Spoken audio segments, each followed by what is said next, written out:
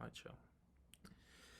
So we're going to do a little Vatsim introduction and basic guidance on how to use it because Dave asked me to do it, so I'll give it a go. So first off, what is Vatsim? It's an online multiplayer service for flight simulators. It'll connect pilots and controllers from all over the world into one sort of big, massive, connected server where they can interact with each other. You can see planes, you can talk to controllers. The idea is to replicate real life ATC and real life procedures. And I got persistence multiplayer because I wanted to throw in a buzzword, so we've got that. So I'm going to briefly explain what real life ATC does. It's their job to safely maintain aircraft separation, offer efficient airport operations. Otherwise, if everyone's taxiing wherever the hell they want, you're going to slow things down. You're going to have one aircraft in, one aircraft out. So with ATC, they can have 10 aircraft on approach, 5 aircraft waiting to take off, 20 aircraft taxiing. It all works seamlessly together. That's the idea. And obviously, they're there to help aircraft in any emergency situations. Let's go to the next slide. So here's a real life ATC structure. We'll work from the bottom up. You've got clearance delivery. You've got ground control. You've got tower control. You've got departure or approach. They're usually the same station. Sometimes they're not. Excuse me. And you've got a center control or radar station. And in the States, you've got things like TRACON, which cover high-level airways and things like that. On the other side of that, you've also got things like oceanic control, Pacific control, stuff like that, over large bodies of water. Here's a quick breakdown of how ATC systems are laid out, okay? So it's sort of like an upside-down wedding cake. So at the very top, you've got en route control, which is center, radar, things like that. Usually, it's going to be high altitudes. These altitudes I've got here, I've got above 16,000. It could be different in any sort of part of the world. It's just an example. You've got approach and departure below that for a specific airport. They're sort of middle of the cake. They cover, if you're departing an airport up to a higher altitude, or if you're arriving at an airport. Below that, you've got the tower control, which operates only local airspace. They are only interested in traffic that is going to their airport or coming from that airport. Their responsibility is going to be landing clearances, takeoff clearances, traffic patterns, things like that. And you've got ground and clearance delivery. They're local services to the airport. You should only be contacting those on the ground. They've only got responsibility over aircraft on the ground. Center, control, radar, whatever, will have lots of these little, well, not little, but lots of these approach, departure, tower controls in their airspace. That's showing one at the minute, but realistically, you're looking at an airspace that has however many airports. You're going to have different airspaces. I'm not going to get into the different types of airspace because it's not necessary for this, but it's important to remember you don't only have one center for one airport. I'm going to briefly talk about what IFR is versus VFR. On Vatsim, you're going to be flying IFR most of the time unless you're doing a small GA flight. IFR stands for Instrument Flight Rules. It allows you to fly into weather and low visibility. You must file a flight plan to fly it. Nearly all commercial flights will fly IFR because it offers added security, because ATC provide traffic separation by default as a service on this flight plan. As I say, there's no weather restrictions, whatever. It does affect how far you can be separated from aircraft. I'm not going to get into that. If you want to, you can look it up. We got visual flight rules. You don't need to file a flight plan to fly VFR. It is encouraged in the real world, probably online as well. It is encouraged to file a flight plan so ATC know where you're going. At least in the UK and the US, It's only available below flight level 180. I think in the UK it's below 150. You're not guaranteed traffic separation by default. There's different sort of VFR modes you can request, especially in the UK. You can have a basic service, a full flight following service. There's some others as well if you wanted to look into that. You can't fly into clouds VFR, and you can't fly into low visibility conditions VFR. And you're responsible for your routing. The ATC isn't gonna route you basically unless you ask them to. Obviously, there's regional differences between, the US and Europe, or even between all these countries, even between the UK and Europe. There's differences in how things are done. There's so many of these, I couldn't list them all, but if you're ever unsure about it, just ask your controller. They'll sort you out. I just listed a few examples here. You got US. If you fly in VFR in the US, the score codes is 1200. Whereas if you fly in VFR in the UK, it's 7000.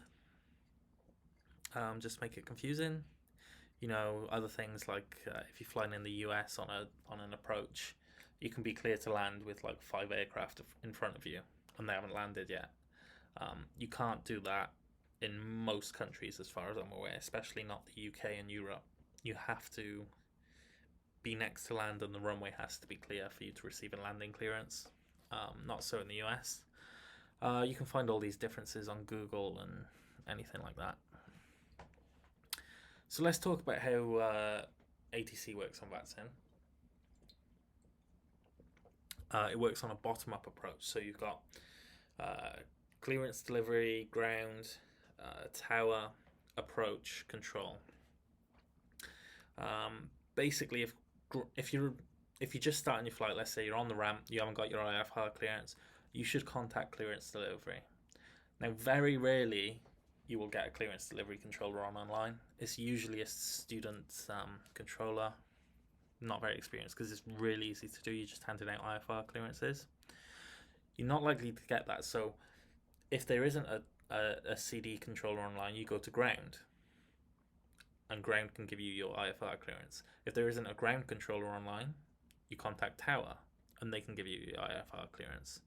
Same thing, if there's no tower online, you contact center. If there's no center online, then there's no ATC coverage, and you should be doing your own thing on Unicom anyway.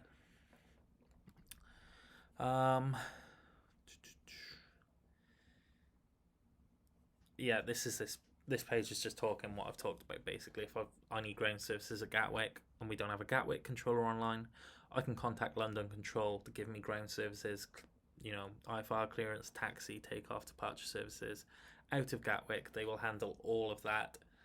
They'll handle many airports that in the airspace they cover. They'll cover Gatwick, Heathrow, London City. Is it Barton Hill? No, that's Manchester. But Biggin Hill, sorry, stuff like that. Will all be covered by a London Control if they're online, and say Gatwick isn't. Now, if Gatwick came online before I left the taxi or whatever, I'd switch to Gatwick Tower and tune their frequency and talk to them instead of London Control. I hope that makes sense. I was going to do a graph, but it got a bit complicated.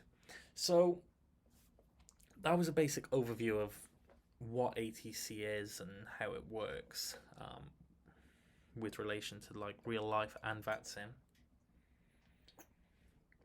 So I'm going to talk a little bit about how you communicate with them, mostly aimed at Vatsim. This isn't really applicable in the real world. In fact, it definitely isn't applicable in the real world if you're going for a PPL license. Do your own research on this. This doesn't apply to you. This is for flight sim only.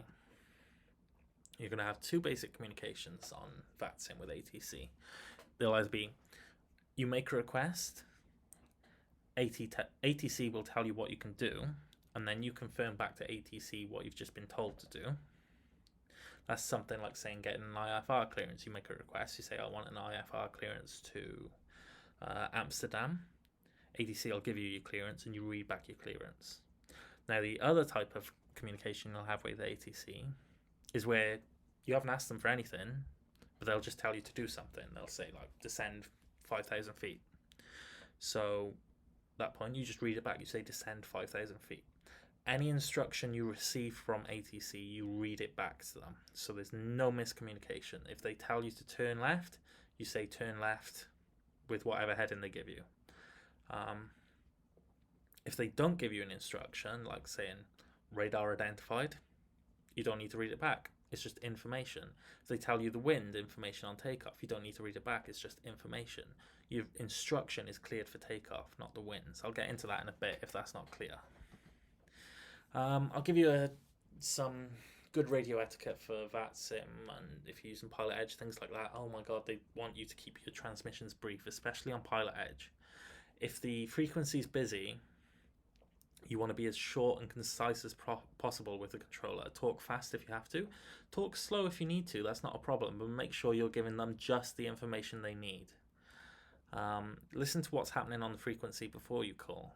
Don't call up while someone's expecting a readback. You know, if ATC just gave a different aircraft an instruction, don't call up right away, because that aircraft's going to read back that instruction. You're going to block the frequency. Related to that, don't step on transitions. That's it. That's if 2 or more aircraft are transmitting at once. No one's going to hear anything. So just listen to the frequency before you make a call and make sure it's clear. Please don't do radio checks. They are pretty stupid. You can do it on Unicom because it's a bit of a laugh. But if you're calling up a frequency, don't do a radio check. Just ask what you're going to ask in the first place. That's your radio check. If you're calling up for an IFR, if you want to call for an IFR clearance, don't go radio check and then you get your 5x5 and then you ask for your IFR clearance. Just ask for your IFR clearance. That is your radio check. They'll tell you if they can't hear you. Next point is respond to radio calls promptly. If you're being told to do something, don't reply 5 minutes later. You know, they will keep calling you until you respond to it. It's fine if you got to write something down, especially on IFR clearance. You know, I'm usually writing it down as they read it out, and there'll be like a 5-second pause while I'm still writing out the last bit of my clearance. That's fine, but don't wait too long, because they're going to keep calling you and you'll be taking up frequency space. The other thing is, if you need to step away from the computer and you are being controlled, just let the controller know you're stepping away, so they're not going to call you until you're back. They've got no problem you stepping away from the computer. Just let them know, it's fine. The other thing to bear in mind is you're talking to a human at the end of the day. You know, don't be a robot. Don't take transcripts and read them line by line, because it makes everything boring and it's not going to be right, and you're going to be nervous and you're going to make mistakes. You know, don't get anxious if you've misheard something. Ask for clarification from the controller, because they're going to give it to you. They know not everyone, no one's going to be like a pro. Well, few people will, but not everyone's going to be a pro on Vatsim. Ask for clarification. If the controller isn't busy as well, they'll help you out as much as they can. It's, you know, if they've only got 3 departures and no one's going to be ready for 20 minutes, ask them questions. It's fine.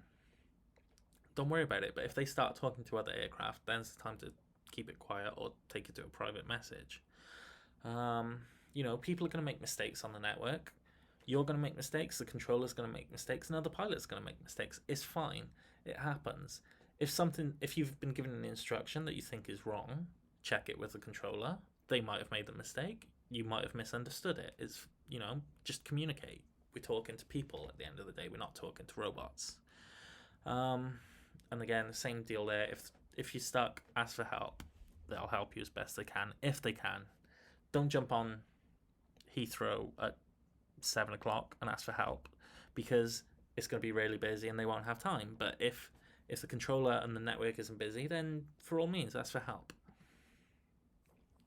This one is my pet peeve, so I'm going to go on a bit of a rant. I'm sorry.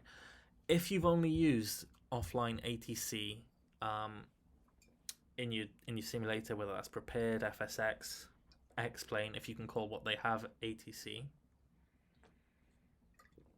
it's gonna have taught you really bad practices when talking to a controller online.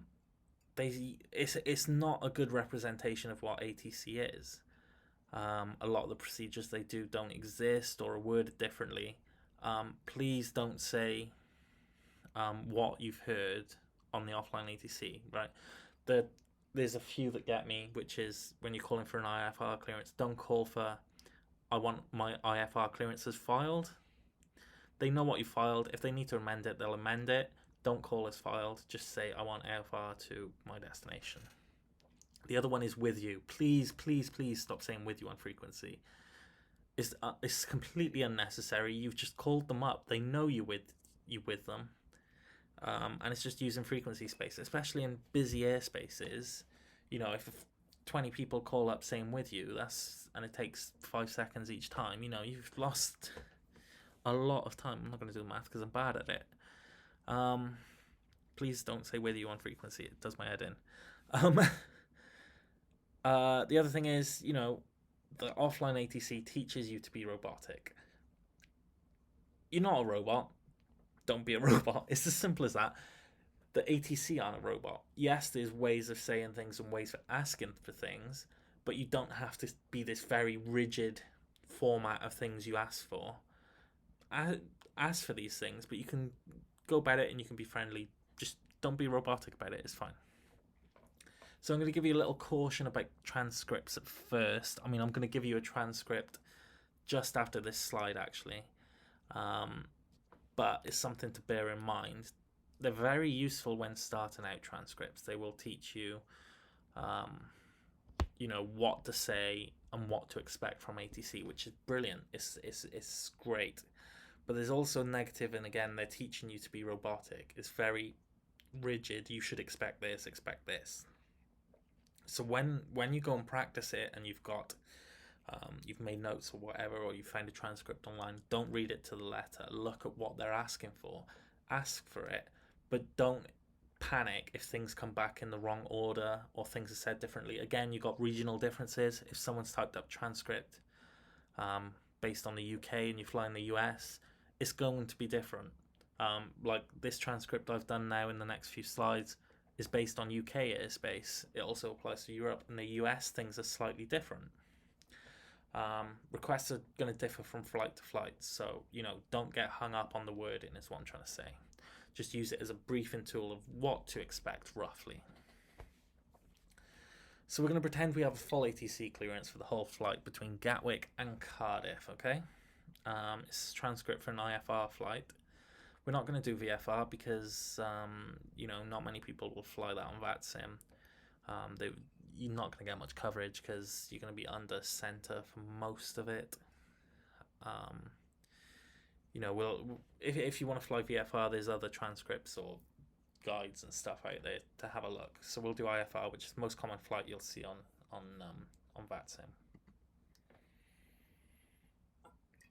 So the first step you need to do, you need to go to vatsim.com and file a flight plan. I think some clients allow you to do it through the client. That's fine. If you want to do it that way, do it that way. That's not a problem. But you do need to file a flight plan to get IFR clearance. It'll ask you for basic information like what aircraft you fly in, your call sign, what equipment your aircraft have. If you don't know this stuff, it's available online. Just type A320 equipment suffix. It's usually /L. I'm not going to get into why that is. If you want to learn about different equipment codes and what it transpires as, there's stuff online about that. Usually if you're flying a modern jet, it's going to be /L. Your flight plan is also going to include your route information, where you're flying from, where you're flying to, how you're going to get there, how high you're going to be flying, what speed you're going to be doing, and how long you expect to be in the air. Now, origin, destination, route, pretty self-explanatory. You'll be given a route through either your VA or you generate one on a SimBrief or you make one yourself. That's fine. Altitude, same deal. Pretty self-explanatory. Your speed. Don't worry if you get this wrong as such. It's fine. I think things like SimBrief will fill it in for you. Time en route, again, don't worry too much if it's if you can't get it precise, it's fine. Once you filed your flight plan, you must begin your flight within 2 hours. Or I say begin your flight. You must receive your IFR clearance within 2 hours.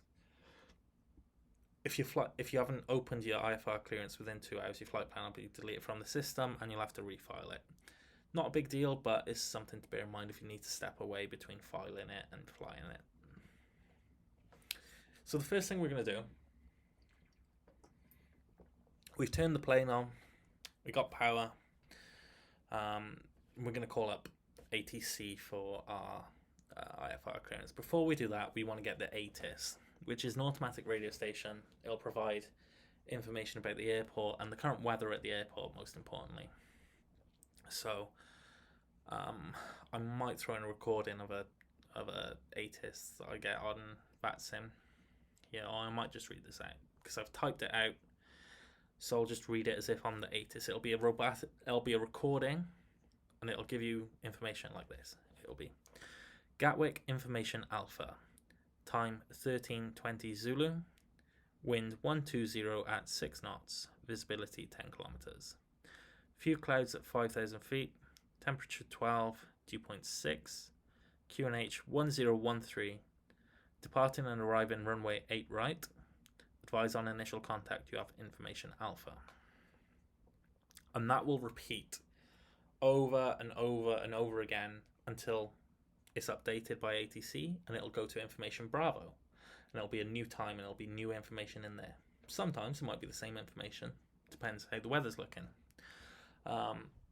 So what you usually want to do is you want to write down what runway can I expect to depart on, what's the pressure, the QNH, which here is 1013. Write that down, plug it into your airplane. Your temperature, you might need anti-ice, it might be raining, note the clouds, and write down the information code.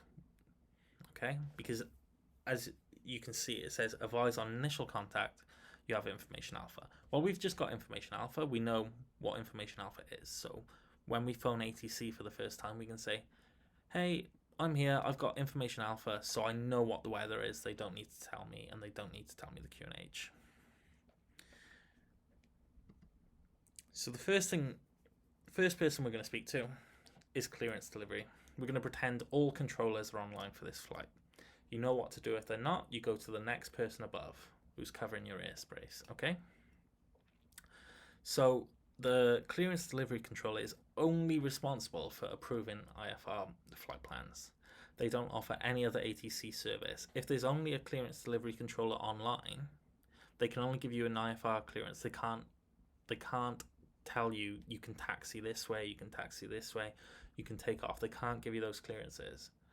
I don't know if it's possible to log into Vatsim with just a clearance delivery controller online. It could be, but it's something to bear in mind. So on initial contact with ATC, we're going to phone them up. We're not going to phone them up. We're going to dial in the frequency for clearance delivery. And we're going to make a simple request, okay? So it's going to be Gatwick Delivery, which is the station we're calling. We're going to be Speedbird 22902 for this flight, okay? You're going to see that in all communications I have typed out here. And we've got information alpha. So we say Speedbird 22902 with information alpha. So what do we want? We want request IFR to Cardiff. So as a whole, we'd transmit Gatwick Delivery, Speedbird 22902 with information alpha, request IFR clearance to Cardiff. And there'd be a pause while they check our IFR clearance. And then they'd read it back, provided it's valid. If not, they'd give us they either advise us to refile the flight plan, or they'd amend it for us and tell us what to do. We're not going to be covering that. We're just going to pretend everything's fine, and they're going to give us a clearance. So let's pretend they're busy at the minute. Gatwick Delivery is really busy, and they've just told us to stand by. Don't have to acknowledge the standby. We just shut up until we're called. So if it's been a while, they'll say Speedbird 22902, this is Gatwick Delivery, and you can answer that call with go ahead Gatwick Delivery for Speedbird 22902. And then they'd give you your IFR clearance. So we go to the next page. So this is the call from ATC. Speedbird 22902 is cleared to Cardiff, Southampton 3 Papa departure, initial climb 8,000, squawk 5602. Now, what you want to be doing while they're giving you that is writing this information down, okay? It's always going to come in this format. You're always going to have a clear to, which is your destination. That's not likely to change. It won't change on Vatsim. It's as simple as that. Next, you've got your SID. Now, this can be a bit confusing because, as you see there, I've got Sam 3 Papa, but I said Southampton 3 Papa. They'll use the name of the VOR or departure fix instead of saying Sam 3 Papa. If you don't hear that, or if it's not what you're expecting, that's fine. Just ask for clearance. Not clearance, clarification. Next, they'll give you an initial climb. Sometimes they'll say climb via the SID. And you can look at the chart to see the top of climb on that to program that in. And last of all, they'll give you a squawk code, which you plug into your transponder. What you want to be doing is, as they're giving you that, is you want to be writing this down. It's always going to come in that format, so you know what to expect. So a good mnemonic device to remember is CRAFT, which is CARAFT. This is a US mnemonic device, so you're not going to use all these things, but you got clearance, which is your destination, so Cardiff in this case. Route, which is the Southampton 3 Papa. Altitude of 8,000 is our initial altitude. Now, F in craft stands for frequency. In the UK and Europe, they don't give you a departure frequency with your clearance, so you can ignore that. And T stands for transponder, and you can write your transponder code in there. That's what I always do. So once you've written it down, you want to read it back to your controller. They'll correct any mistakes you've made. And if you've read back the clearance correctly, you'll receive a read back correct. So let's read it back. We'll go, Speedbird 22902 is cleared to Cardiff via the Southampton 2 Papa. Initial climb to 8,000, squawk 5602. Now we made a mistake in our clearance there.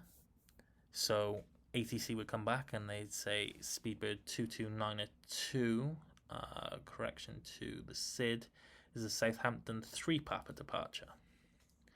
And they won't tell you the rest of it because you got the rest of it right. That's fine. So you just read back Speedbird 22902, departure on the Southampton 3 Papa. And if you get everything correct, you get a lovely Speedbird 22902, read back is correct. And that's it. Nothing more you have to worry about there. If you missed an instruction or you don't think you understood it right, or you think, there's an error, contact the controller and ask them about it. Clearance delivery controllers usually aren't that busy if there's a lot of aircraft on. Ask them if they're not that busy. If they are busy, send a text message or something, but get clarification. At this point, you don't need to speak to them any longer. You can complete your checklists and stuff. And we can change frequency now to ground without advising clearance. We don't need to say that we're changing frequency. This is the only station you can do this on. Okay, so once we're ready, we can call up ground. Now, ground frequency handles all airport movements. In the UK and Europe, you have to call ground before moving the aircraft at all, even pushing back from the gate. In the US, it's a bit different. As long as you're not pushing back to an active taxiway, you don't need to contact ground until you're ready to taxi. But in the Europe, at the very least, you need to contact ground for pushback and start. So that's a simple call. When you're ready, you say Gatwick ground, Speedbird 22902, at gate 101, request push and start. So you tell them where you are.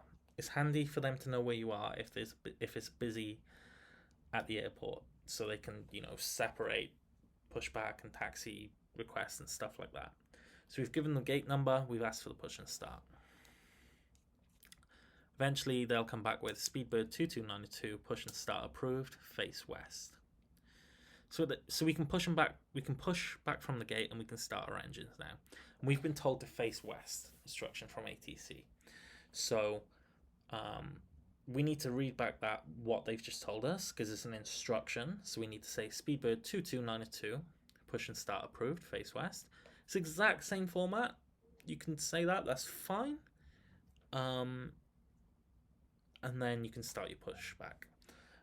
The direction they've given you is always, if it's face west, it's the way your nose of the aircraft should be facing. You can look at your compass to work out which way is west. Sometimes they will say things like tail east, in which case you want your tail pointing east. Makes sense, yeah? But look out for instructions alongside your push and start request. So we've pushed back from the gate, we've got our engines running, we've completed our checklist, we've done flight controls, we're ready to taxi. We've got the lights on, we're ready to taxi. So we say, Gatwick Ground, Speedbird 2292 is ready to taxi. You don't need to say anything else. You don't need to say I'm taxiing to the active. You don't need to say I'm taxiing to a specific runway number. They know what flow the airport's running, and they will taxi you to the most appropriate runway.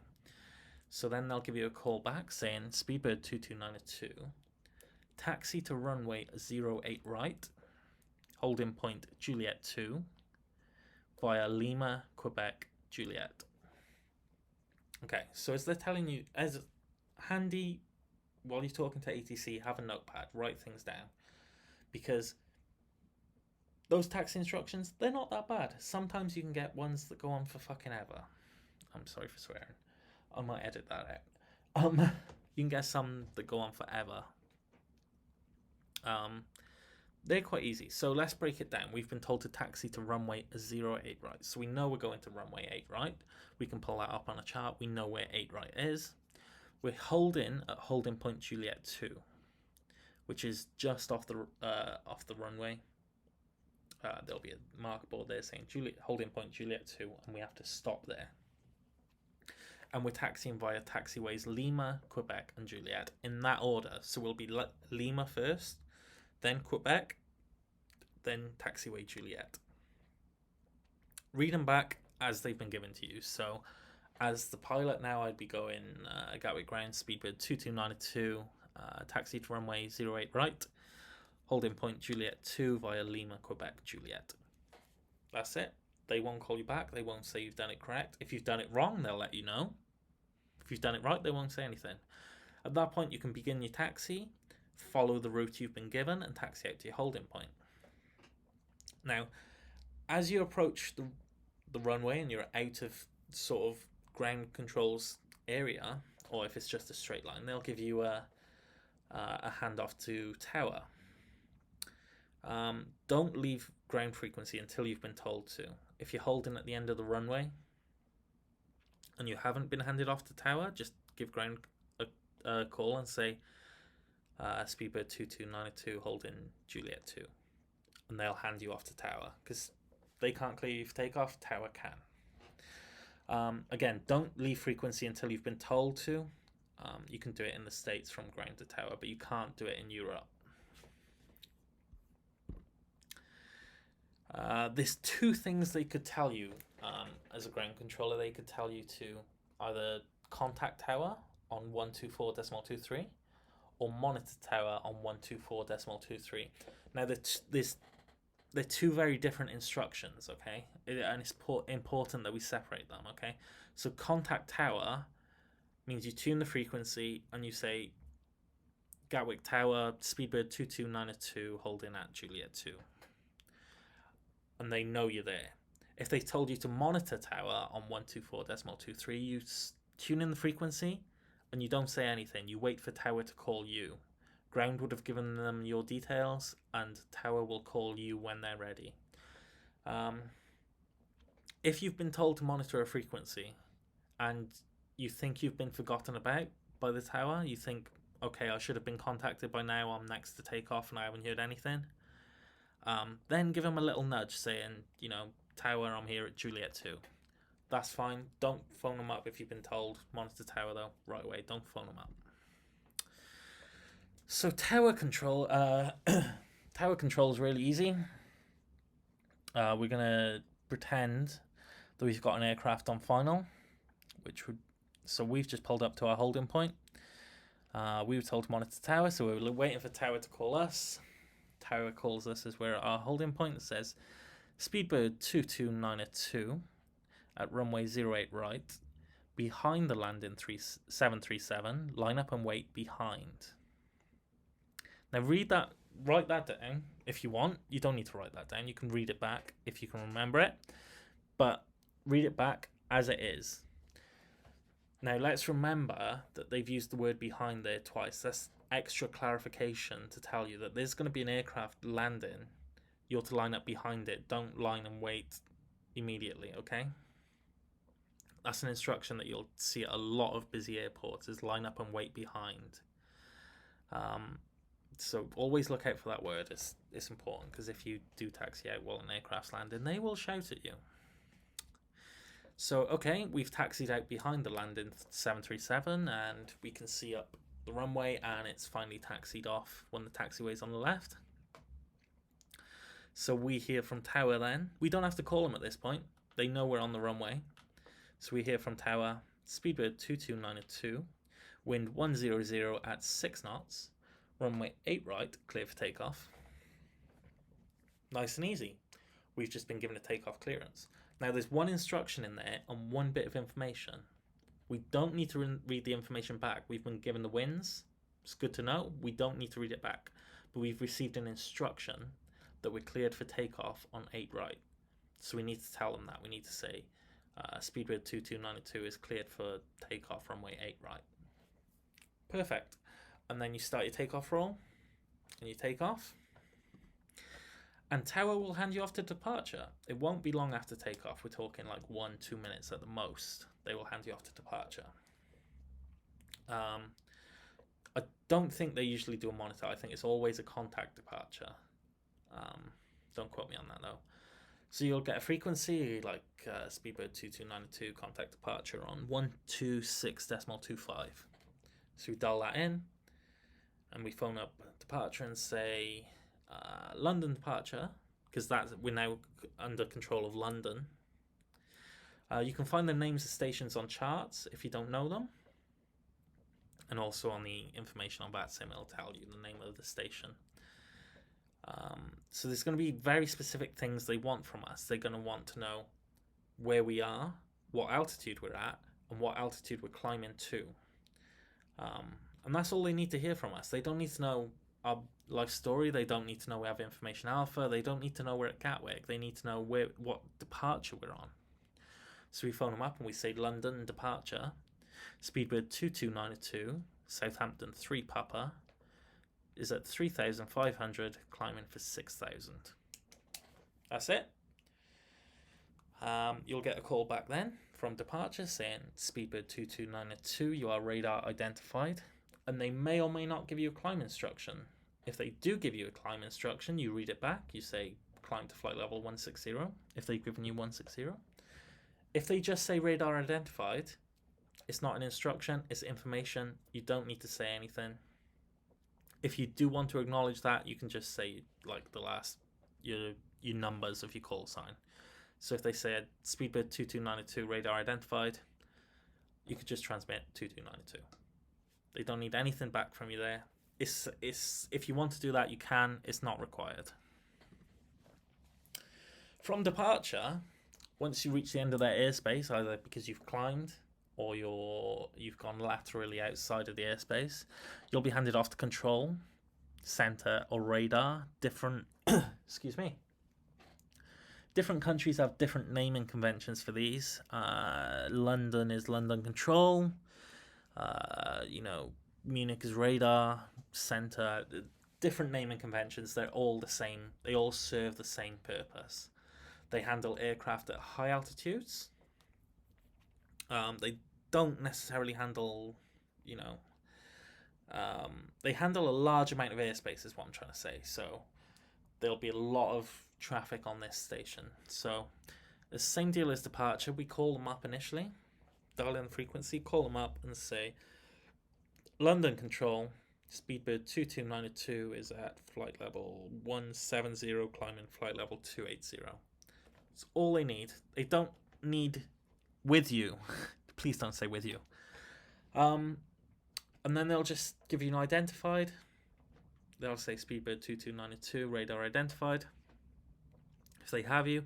If they don't, they might ask you to ident. which is a button on your transponder, or in vPilot or xPilot, depending on what you're using. But you just push your ident button, and then they'll give you a radar identified, so if when they find you. Other than that, you don't really need to talk to them.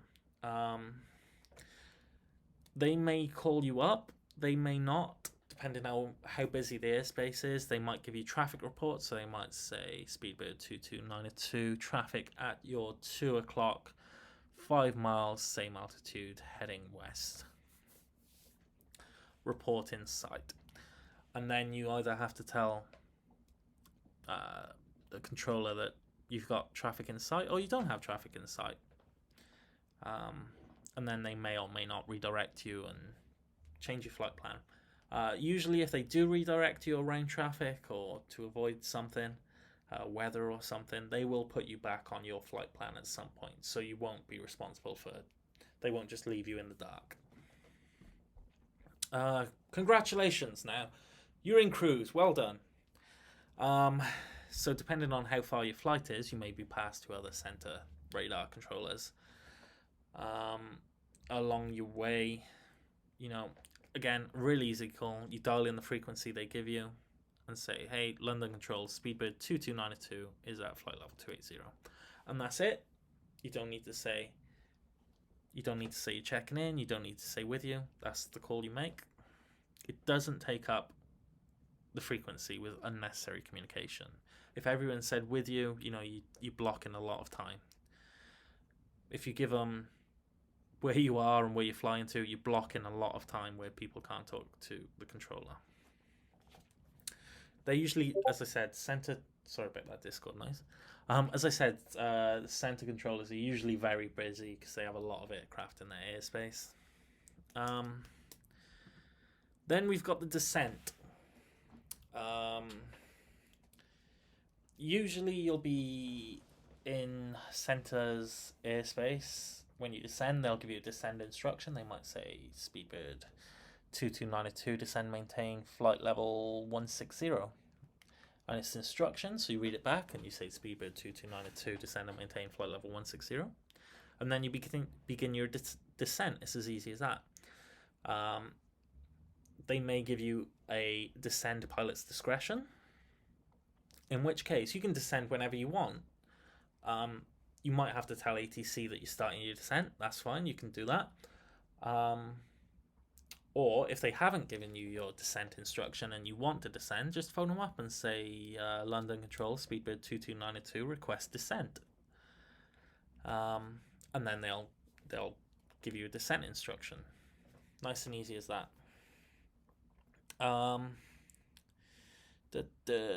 Yep. Let me just read that. They might also clear you to descend via the star, depending on how busy they are. Again, that'll be on a chart, and it'll give you altitude restrictions on the chart that you can follow.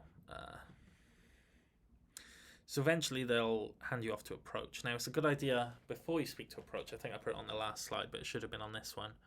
Oops, I've gone 2 pages too far. I think I had it on this one. Get the ATIS before you speak to approach, which is good practice because you know what runway you're going to be assigned. You know the winds, stuff like that, and you can phone them up and you can say,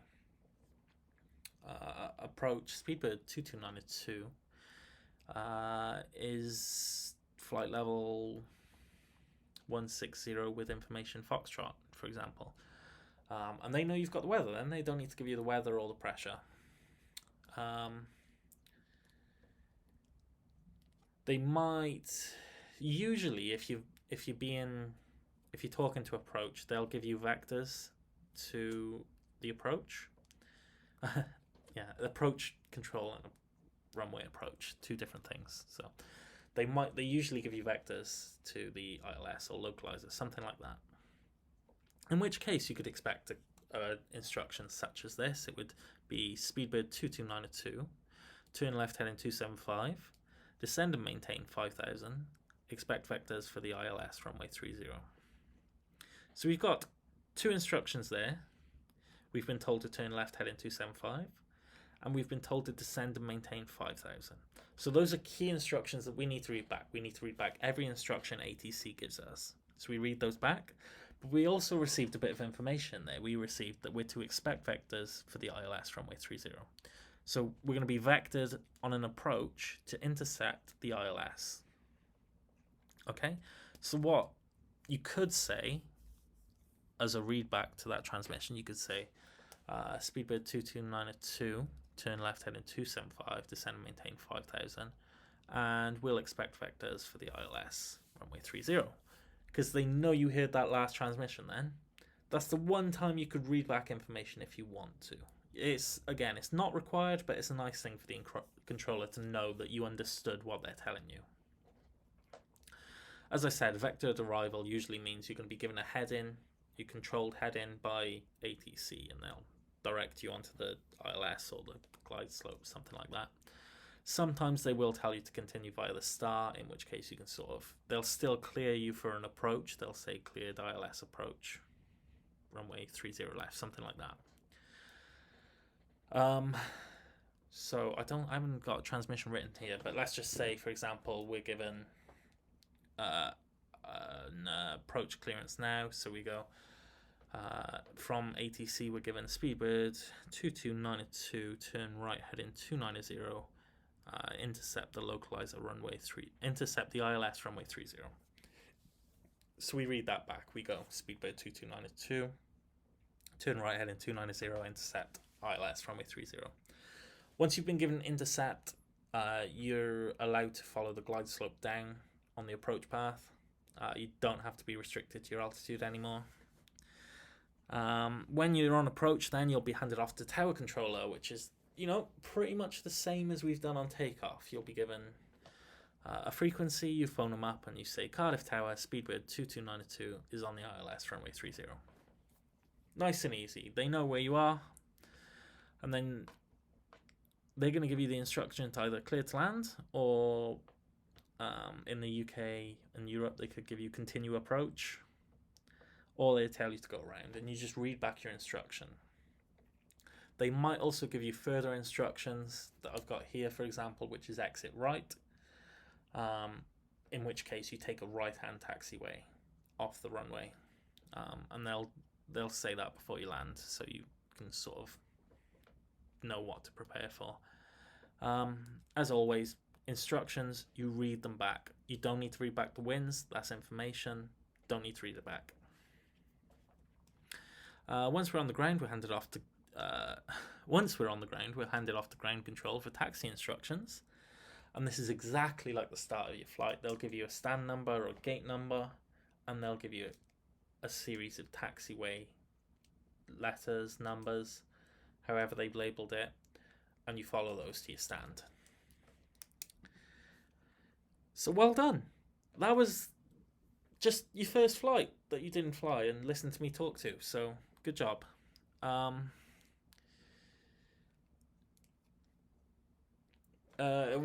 Okay, sorry, I got confused by my own page then.